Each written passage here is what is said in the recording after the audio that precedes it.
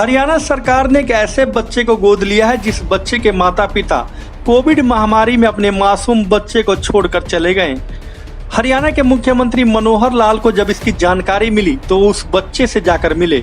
मासूम बच्चे को देखकर मुख्यमंत्री ने कहा कि अब इस बच्चे का पालन पोषण और देखभाल का खर्चा हरियाणा सरकार वहन करेगी। आपको बता दें कि फरीदाबाद का रहने वाला 16 वर्षीय विशाल मानसिक व शारीरिक रूप से दिव्यांग है, जिसे गोद लेने वाले माता पिता कोविड के कारण नहीं रहे और वह मानसिक रूप से दिव्यांग होने के साथ साथ दोबारा से अनाथ हो गया। लेकिन अब उसे हरियाणा सरकार ने गोद ले लिया है।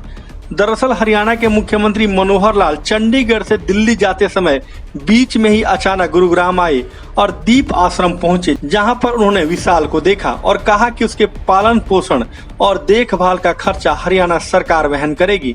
मुख्यमंत्री इस आश्रम में विशेष शिक्षा प्राप्त कर रहे अन्य मानसिक रूप से दिव्यांग विद्यार्थियों से भी मिले।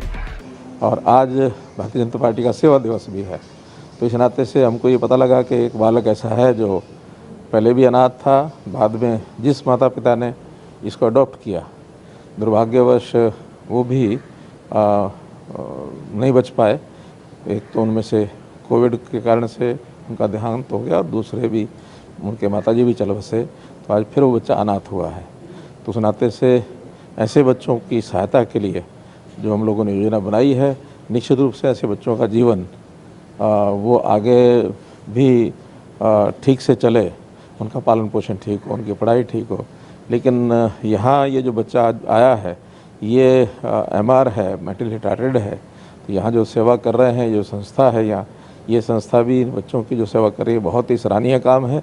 मैं इनको शुभकामना देता हूँ और ऐसे जो आश्रम है इनकी आगे चल कर के हरियाणा सरकार निश्चित रूप से उन्हें कोई सहायता भी करेगी, ताकि ऐसे बच्चों को कोई पालन पोषण में उनको कठिनाई ना आए।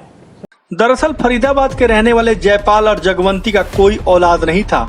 उन्होंने बचपन में ही विशाल को गोद लिया था।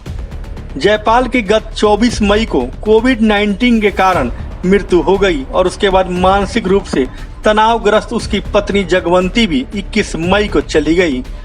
विशाल फिर अकेला रह गया, वो बोल भी नहीं सकता।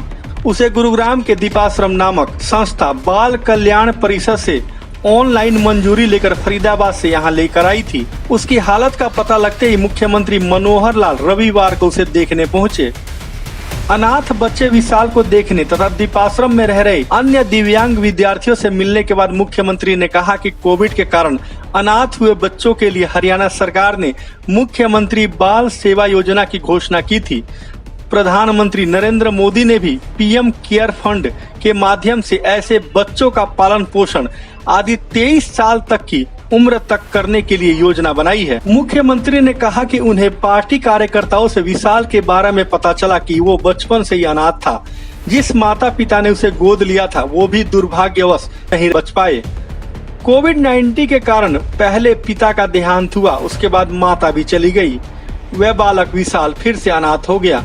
मुख्यमंत्री ने कहा कि ऐसे बच्चों की सहायता के लिए हरियाणा सरकार ने मुख्यमंत्री बाल सेवा योजना बनाई है, ताकि इन बच्चों का जीवन आगे भी ठीक से चले, इनका पालन पोषण सही ढंग से हो सके। उन्होंने कहा कि ये बालक विशाल मानसिक रूप से दिव्यांग और दृष्टिहीन है, वह बोल भी नहीं सकता।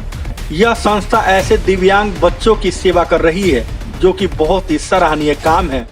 उन्होंने इस संस्था को शुभकामनाएं भी दी और कहा कि ऐसी संस्थाओं और आश्रम की भी हरियाणा सरकार निश्चित रूप से सहायता करेगी। देखिए, जो बच्चे विशेष तौर पर इस कोविड के कारण से ऑर्फन हुए, कल ही हमने इसकी एक योजना मुख्यमंत्री बाल सेवा योजना इसकी घोषणा की थी और प्रधानमंत्री जी ने भी PM केयर फंड के माध्यम से ऐसे बच्चों को उनकी पढ़ाई, उनका रखरखाव और वो 23 साल तक उनका योजना सारी बनाई गई है। और आज भारतीय जनता पार्टी का सेवा दिवस भी है, तो इस नाते से हमको ये पता लगा कि एक बालक ऐसा है जो पहले भी अनाथ था, बाद में जिस माता पिता ने इसको अडॉप्ट किया, दुर्भाग्यवश वो भी नहीं बच पाए।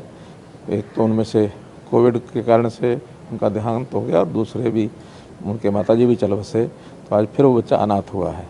तो उस नाते से ऐसे बच्चों की सहायता के लिए जो हम लोगों ने योजना बनाई है, निश्चित रूप से ऐसे बच्चों का जीवन वो आगे भी ठीक से चले, उनका पालन पोषण ठीक हो, उनकी पढ़ाई ठीक हो।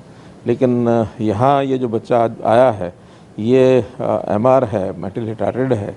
तो यहाँ जो सेवा कर रहे हैं, जो संस्था है यहाँ, ये संस्था भी इन बच्चों की जो सेवा कर रही है बहुत ही सराहनीय काम है। मैं इनको शुभकामना देता हूँ। और ऐसे जो आश्रम है इनकी आगे चल कर के हरियाणा सरकार निश्चित रूप से उन्हें कोई सहायता भी करेगी। दीपाश्रम नामक यह संस्था ऐसे दिव्यांग बच्चों की सेवा कर रही है जो कि बहुत ही सराहनीय काम है। उन्होंने इस संस्था को शुभकामनाएं भी दी और कहा कि ऐसी संस्थाओं और आश्रम की भी हरियाणा सरकार निश्चित रूप से सहायता करेगी ताकि ऐसे बच्चों के पालन पोषण में कोई कठिनाई न आए। गुरुग्राम से GD न्यूज के लिए विजेंद्र कुमार की रिपोर्ट।